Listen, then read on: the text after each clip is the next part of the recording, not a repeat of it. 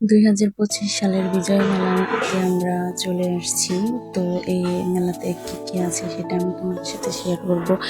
আর hello everyone, আসসালামু আলাইকুম। কেমন আছেন সবাই? আশা করি ভালো আছেন। এমনিতে আমি ভালো না, কারণ মেলায় এসে আমি হতাশায় পড়ে গেছি। কারণ হচ্ছে কি, মেলায় এমন একটা অবস্থা দেখতে পারতেছিলাম, মনটাই নষ্ট হয়ে গেছে। কারণ এখানে দেখার মতো বা খাওয়ার মতো, ঘোরাফেরার মতো, কেনার মতো আমি কিছুই দেখতে পারতেছিলাম না। কারণ এখানে শুধু খালি মাছ ছাড়া আর কিছুই দেখা যাচ্ছিল না।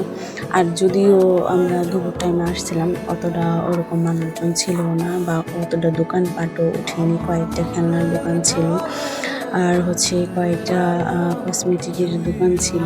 অতটা ওরকম মানে আগে যেরকম মজা হতো বা আনন্দ হতো বা অনেক লোকজন হতো, অনেক অনেক জিনিসপত্র, এমন কোনো জিনিস নাই যে ওই মেলাতে না পাওয়া যাইতো। কিন্তু 25 সালের এই মেলাতে আইসা মনটা একদম ছোট হয়ে গেছে বা মনটা ভাঙে গেছে। কারণ হচ্ছে কি, আগের মতন কোনো কিছুই নেই।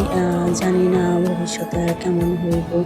একদম পুরাই ফাঁকা। আর এখানে কিছু খেলনার জিনিস উঠছিল, আর কিছু ফুচকার দোকান আর ঝালমুড়ির দোকান উঠছিল। তো এইটা আর এই খেলনাটা হচ্ছে আমার এক ফ্রেন্ড কিনছিল। তারপর হচ্ছে আমার কিছু মাটির জিনিসের দোকানে যাই, এই জিনিসগুলো একদম কম রেটে ছিল, 100 টাকার ভিতরে আর কি, 100 টাকার পিস। তো এই জিনিসগুলো আমার অনেক বেশি ভালো লাগছিল, যদিও আমার কিনা হয়নি বা আমি কিনি নাই। কিন্তু মেলায় গিয়ে আমার অতটা আনন্দও লাগেনি বা মজাও লাগেনি। আর সবচাইতে এর মধ্যে এই জিনিসটা আমার কাছে অনেক বেশি ভালো লাগছে, এইটা হাওয়াই মিঠাই বানানো হইতেছে। আর ছোটোবেলায় আগে এই হাওয়াই মিঠাইগুলো অনেক খাওয়া হইতো বা আমাদের গ্রামেও যাইতো।